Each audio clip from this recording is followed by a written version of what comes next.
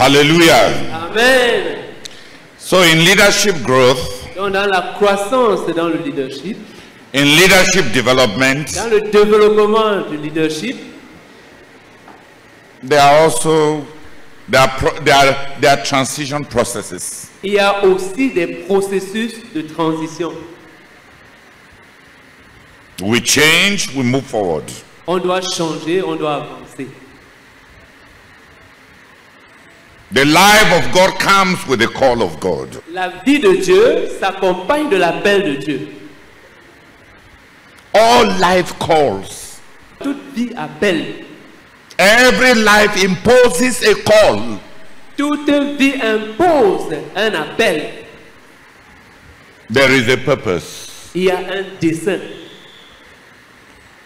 We are dealing with a God of purpose. Nous traitons avec un Dieu qui a des desseins. He created the world for a purpose. Il a créé le monde pour un but. He created you for a purpose. Il t'a créé à dessein. And that purpose is to be discovered. Et on doit découvrir ce dessein-là. It is to be discovered On doit le découvrir by the instinct of gratitude for the life that you have received. par un instinct de gratitude, de reconnaissance pour la vie qu'on a reçue.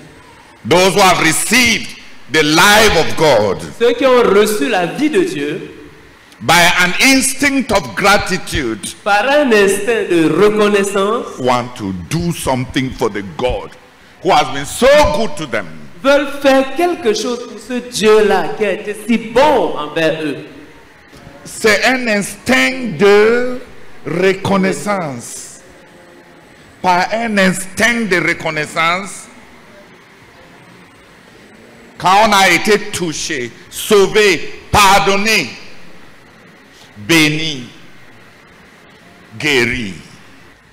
The life and vocation that comes with the life of God La vie et la vocation qui accompagnent la vie de Dieu, is potential, c'est du potentiel. spiritual potential. C'est du potentiel spirituel. In natural life, Dans la vie naturelle, potential is transformed into usefulness by training. le potentiel est transformé en utilité par la formation. Potential becomes competence by training. Le potentiel se transforme en compétence à travers la formation. So even in leadership growth, Donc même par rapport à la croissance dans le leadership, there must be leadership training. il faut qu'il y ait de la formation dans le leadership. Potential becomes usefulness through training. Le potentiel devient de l'utilité à travers la formation. And the extent of training, the extent of usefulness is proportional to the extent of training. Et l'étendue de l'utilité est proportionnelle au degré de formation. The native doctor and the medical doctor have the same natural talent. Le tradit praticien et le médecin ont le même talent naturel. They are healers. Tous les deux sont des guérisseurs. One has been trained more extensively. La différence, c'est que l'un d'eux a été formé plus à fond. The mechanic and the engineer have the same talent. Le mécanicien et l'ingénieur ont le même talent. One has been trained more extensively. La différence, c'est que l'un d'eux a été formé plus à fond. The chemist and the cook have the same talent. Le chimiste et le cuisinier ont le même talent. One has gone to school. Sauf que l'un d'eux est allé à l'école et s'est fait former.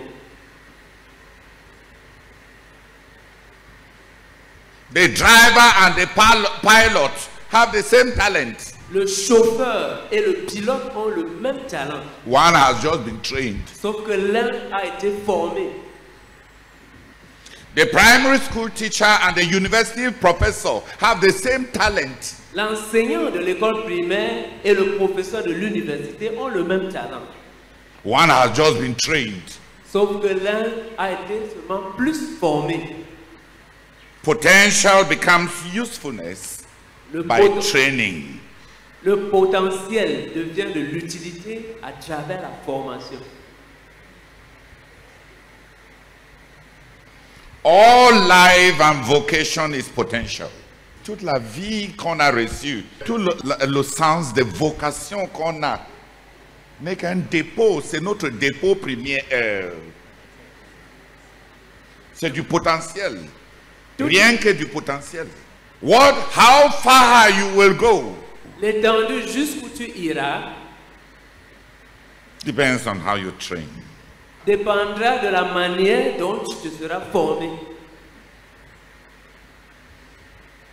Ce qu'on est en train de dire est simple. La vie de Dieu est venue avec l'appel de Dieu. La vocation fait partie de la vie. On ne cherche pas la vocation quand on a ressenti la vie. Il n'y a pas de poisson dans l'eau qui veut manger le Maggi Cube. Les hommes, avec la vie qu'ils ont certains appétits qui les appellent et les attirent à certaines nourritures. L'appétit que tu as, les appétits que tu as, vient avec la vie que tu as. Au Nigeria, on raconte l'histoire d'un oiseau, un petit oiseau qui aime manger les petits piments de brousse là. Quand il mange, quand il part pour chier, il ressent la douleur et il chante que je ne veux plus manger à Tawewe encore.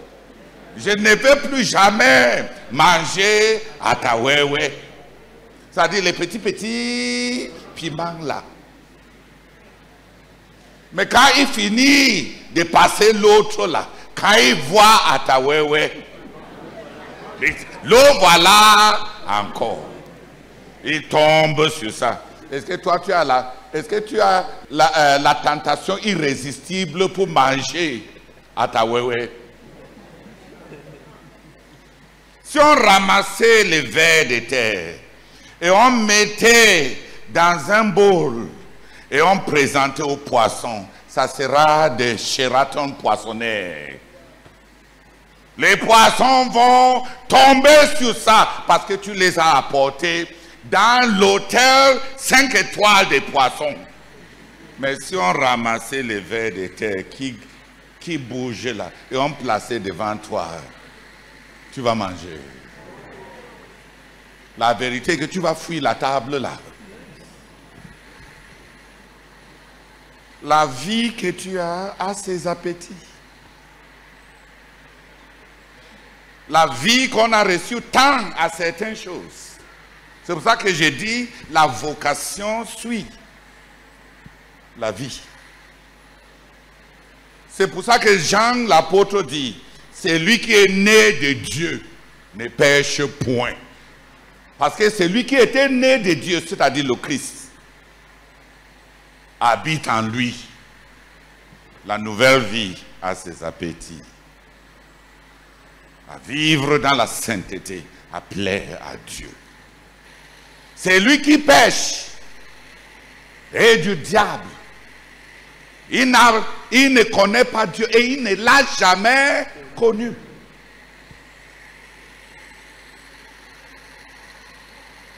La vie qu'on a reçue, accompagnée de la vocation, un sens de vocation qui l'accompagne, ce n'est que du potentiel. Et comme dans tous les domaines, le potentiel devient de l'utilité par la formation.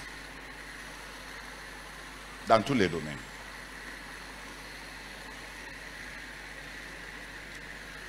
L'agriculteur au village et l'ingénieur agronome ont le même potentiel, entre guillemets. L'agriculteur peut même avoir un plus grand potentiel dans l'agriculture. Mais La différence entre eux, c'est la formation.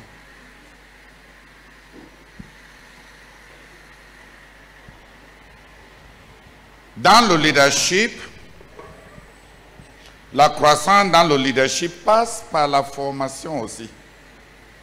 Les gens veulent juste être dirigeants. Ils veulent juste sortir, sauter et commencer à diriger. On parle de deux catégories de dirigeants dans la Bible. Les dirigeants appelés à partir de l'école du désert. Ceux qui ont suivi, qui ont été formés par le chemin de la croix, par la privation, par le brisement. Les gens que Dieu a cassés, formés, comme Moïse est parti faire 40 ans dans le désert. David a fait 13 ans dans le désert, après son appel. L'apôtre Paul a fait 14 ans dans l'ignominie, après son appel. Il y en a qui ont, après leur appel, ont été formés. Et on dit que de ceux-là qui ont commencé le leadership, recrutés par Dieu à travers le désert dans lequel il les a formés, n'ont pas déçu Dieu. Et il y a les gens que Dieu a appelés au leadership, mais qui ont raté le chemin de la croix et le désert de la formation. Le roi Saül a été pris à base d'un potentiel. Il dépassait les autres. Établi roi et il s'est écroulé. Salomon a été pris à partir du palais. Établi roi, il s'est écroulé.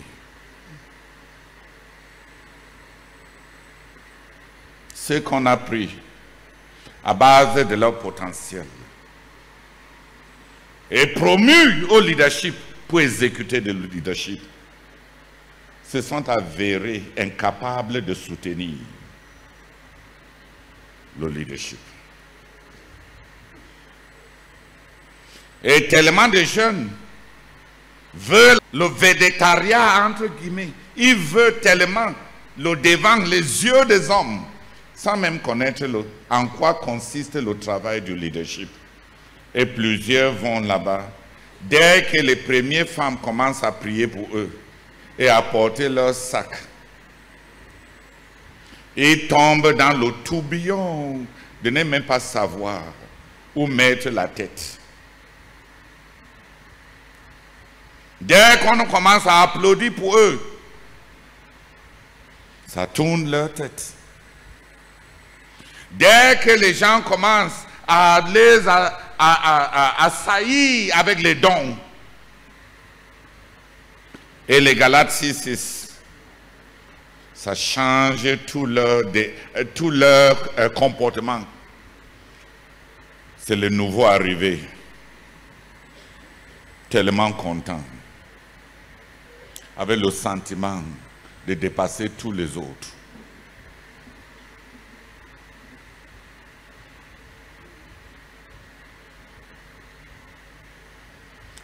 Le potentiel a besoin d'être développé. C'est évident, n'est-ce pas? Ce qu'on est en train de dire, c'est des vérités qui constituent leur propre preuve. C'est des vérités de toute évidence. On a tellement de potentiel qui n'est pas dirigé par une formation à dessein, dont ça conduit à la dérive. Ça nous conduit à la dérive. Dans la Bible, une des étapes de transition, c'est de partir du potentiel par la formation à être prêt pour être utile. Donc il y a le potentiel du leadership qui vient de la vie et de l'appel de Dieu. Et il y a la formation dans le leadership. Et dans la Bible, il y a deux grandes écoles où tous les dirigeants et tous les appels sont formés. Toute vie qu'on a reçue a besoin de mûrir, d'atteindre la maturité. Donc, ceux qui ont été appelés par Dieu Ceux qui ont été sauvés par Dieu, qui ont la vie de Dieu, ont été formés en vue du leadership en suivant deux grandes écoles. Être le fils de Dieu et serviteur de Dieu. Être le fils de l'homme et serviteur de l'homme. Être fils de Dieu, tu as reçu la vie de Dieu et tu dois bâtir, développer ta relation avec Dieu. Être serviteur de Dieu. Dieu a une matrice d'utilité générale. Le monde pour qui Christ est mort est notre première matrice de service. Nous sommes les témoins. La famille dans laquelle tu as été né constitue une particularité de matrice spécifique. Et on est endetté envers nos parents et nos grands-parents pour être utile à eux. Mon frère a prié par rapport à ces démoniaques, les gens. Il voulait être apôtre. Il a dit au Seigneur, tu m'as sauvé de l'inutilité. Je veux te suivre. Le Seigneur lui a dit non. Tu as sauté une étape.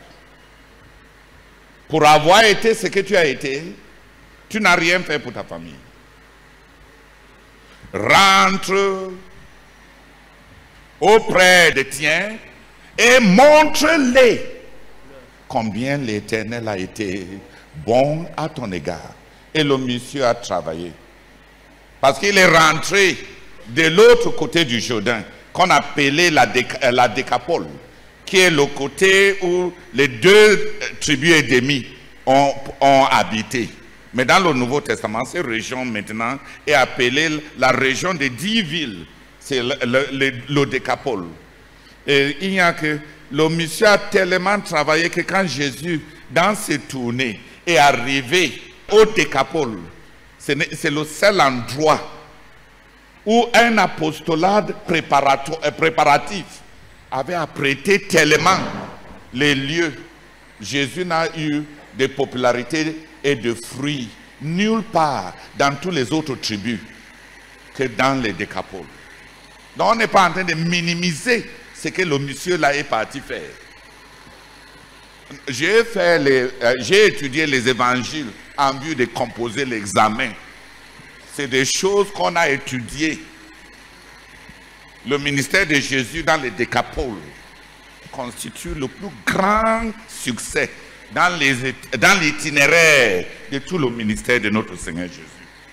Les foules sont venues à lui parce qu'ils avaient déjà été préparés par le témoignage de cet homme de qui on a chassé les gens. Alors, qui est-ce que Jésus a appelé à l'apostolat? Il a cherché les gens qui étaient utiles à leur famille.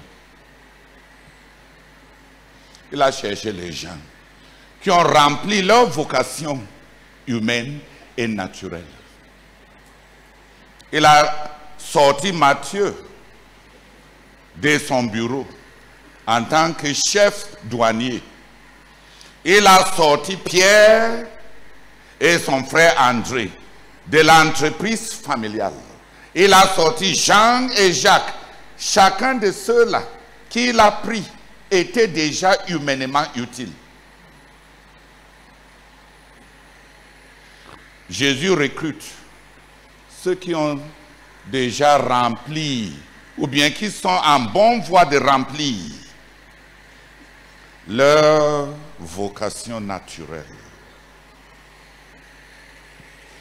Le service de Dieu.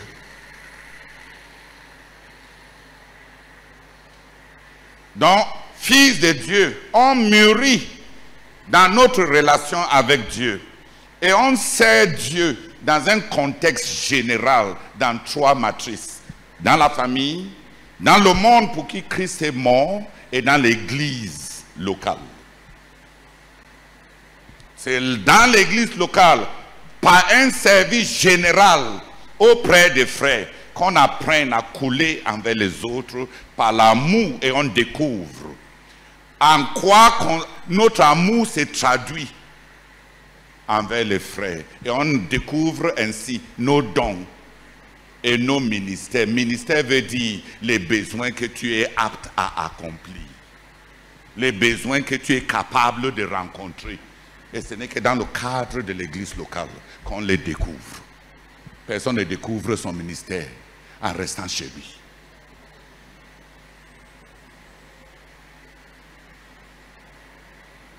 Dans un contexte, dans ce tri-contexte, ces trois contextes naturels, le monde, la famille et l'église, chacun qui a reçu la vie de Dieu développe le potentiel.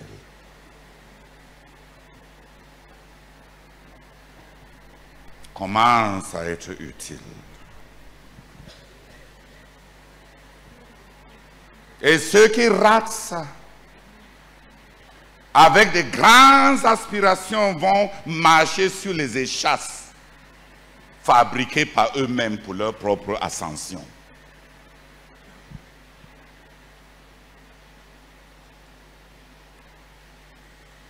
Ça, c'est le premier corps en tant que fils de Dieu et serviteur de Dieu. On est fils de Dieu. On développe notre relation avec Dieu. On doit connaître Dieu. On doit chercher Dieu. On doit apprendre à aimer Dieu. On doit déborder dans notre relation avec Dieu. Personne ne peut remplacer ça. Mais quand Dieu veut emballer les gens dans ses desseins éternels, pas dans ses desseins généraux, il attache ces personnes par une relation avec certains de ses serviteurs à qui il a confié une économie distincte. L'histoire du monde est écrite selon les grands personnages qui ont façonné des époques. Vrai ou faux? Dans toute l'histoire que toi et moi, on a lue, basée sur l'éducation occidentale, voir l'histoire à travers les prismes de la civilisation occidentale. Vrai ou faux? On ne nous a pas enseigné l'histoire du monde à travers les prismes islamiques.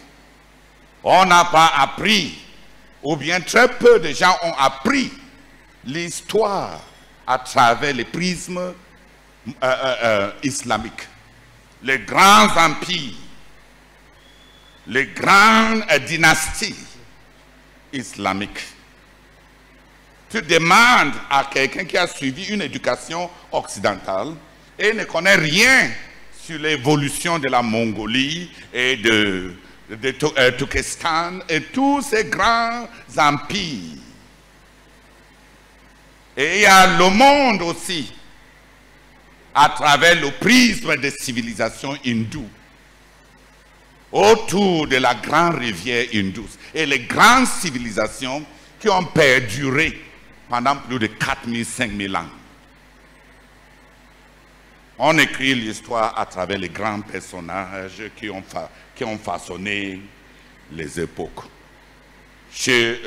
Dans l'éducation occidentale, les gens connaissent Napoléon, on connaît Clémenceau, on connaît De Gaulle, on connaît Alexandre le Grand, on connaît les grands personnages. Dans la Bible, on a les généalogies que Dieu nous a décortiquées, qui est le développement des grands desseins comme une rivière. Les descendants de Caïn, qui montrent comment l'iniquité est passée grandissant à travers un descendant de Caïn après l'autre. Aux 7e génération de sa descendance, Lamech a ajouté la polygamie.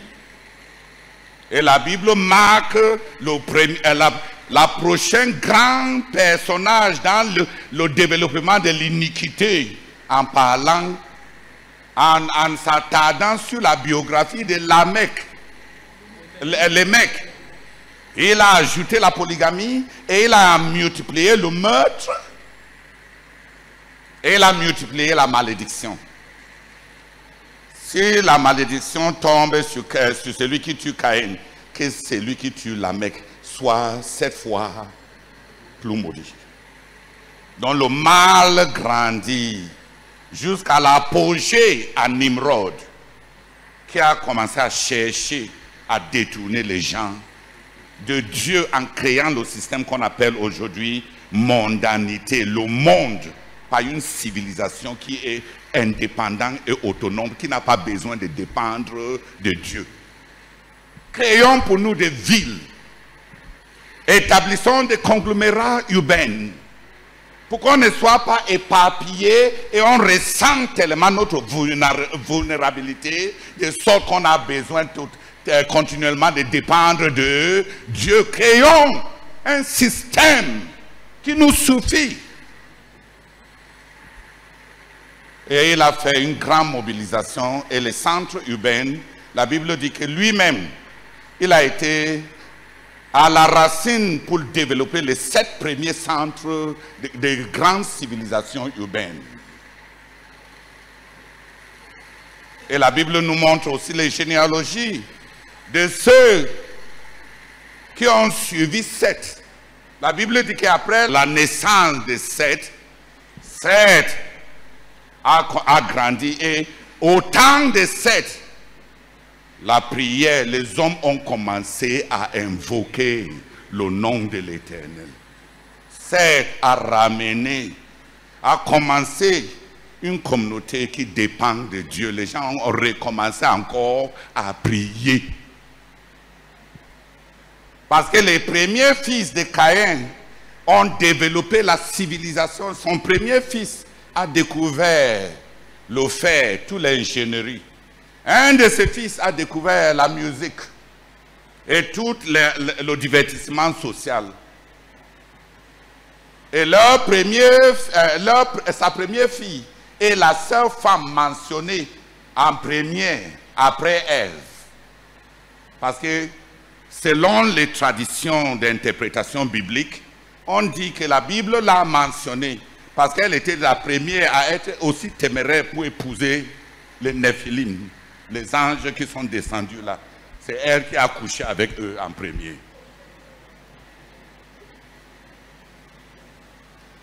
Mais ça, c'est des informations hors de la Bible. Donc il y avait une généalogie du mal qui croise de nom à nom, de nom à nom, de nom à nom. Qui a compris? Et quand Dieu a commencé ce dessein éternel, il a appelé Abraham. Et on voit à partir d'Abraham la généalogie de nom après nom des descendants d'Abraham en vue de ce dessein d'être en bénédiction à toutes les nations de la terre. Et on arrive même à Joseph, que Dieu envoie comme le premier missionnaire en Égypte, pour préparer à sauver la petite famille de Dieu, tout en prospérant, en rencontrant des solutions, en apportant des solutions économiques à la grande civilisation de son temps. Il était en train là de remplir l'appel de Dieu sur Abraham. Vous serez une bénédiction à toutes les familles de la terre. Et après, il y a le sacerdoce et les généalogies de prêtre en prêtre, de souverain sacrificateur à souverain sacrificateur, qui déroulent comme une rivière les desseins de Dieu. David commence un royaume d'alliance avec Dieu. Et il y a les généalogies de David qui nous décrit l'évolution des desseins de Dieu. Quand Barnabas ou Apollos a écrit le livre des Hébreux, la grande question qui était dans son cœur, c'est d'anéantir l'argumentation des Juifs que Jésus-Christ ne peut pas être le médiateur parce qu'il n'est pas issu d'une lignée sacerdotale. Donc, connaissant la Bible, Barnabas ou Paul ou Apollos, qui que ce soit qui a écrit le livre des Hébreux dit que Jésus a rempli toutes les conditions pour celui qui doit être loin de Dieu. Il est descendant de David, il est roi. Mais il est aussi médiateur parce qu'il est un prêtre d'après l'ordre de Melchizedek. Il n'est pas prêtre d'après un ordre temporaire, il est prêtre d'après un ordre éternel. Donc tout juif qui tient à être orthodoxe peut croire en Christ et dans son office médiateur, de médiateur, parce qu'il s'est conformé au dessein de Dieu. Et il arrive, le Seigneur Jésus part maintenant pour être baptisé par Jean. Jean dit, mais ça c'est un désordre. Tu es plus grand que moi, je ne suis pas digne. Jésus lui a dit non, il faut faire ça. Parce que même pour le Fils de Dieu, on n'entre pas dans les desseins éternels de Dieu sans s'attacher à la personne immédiate à qui Dieu a confié son économie. Ça ne se fait pas.